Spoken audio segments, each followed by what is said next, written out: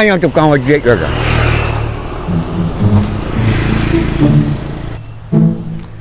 Awak tak kajar you lo kan. Bukan hujan lah. Memang lah.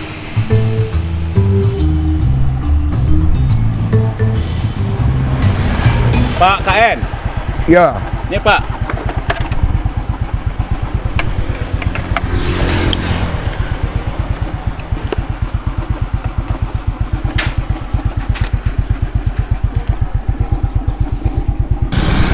Perakkan duit Pak. Ya, ya.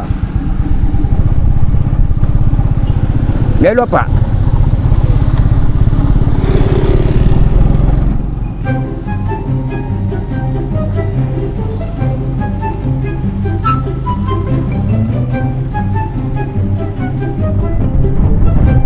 Atau apa-apa ke rumah bapak? Ya Pak. Barang kos Pak. 8.000.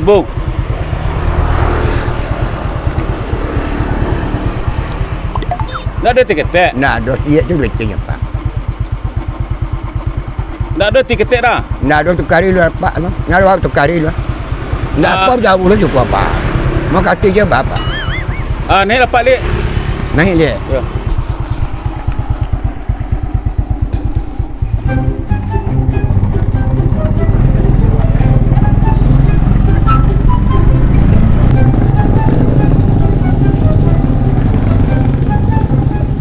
Oh, turun Pak lupa.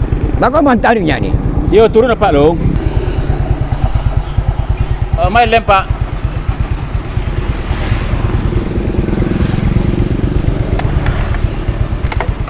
Bapak hantar dengan mari dia. Balik nak dah.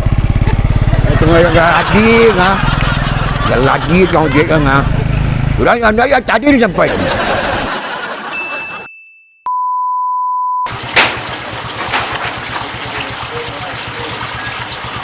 Bapak.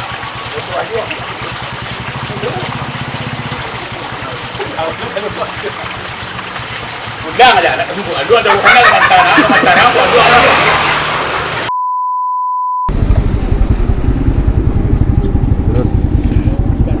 Sama habis. Berapa? Barang kau je Pak. 8.000. 8.000. Tak kurang lah Pak. 8.000 ah.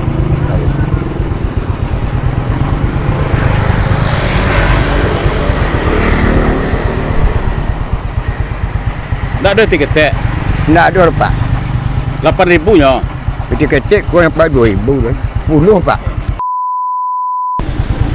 Turun apa lo tu turun. Tak sangka lo dah.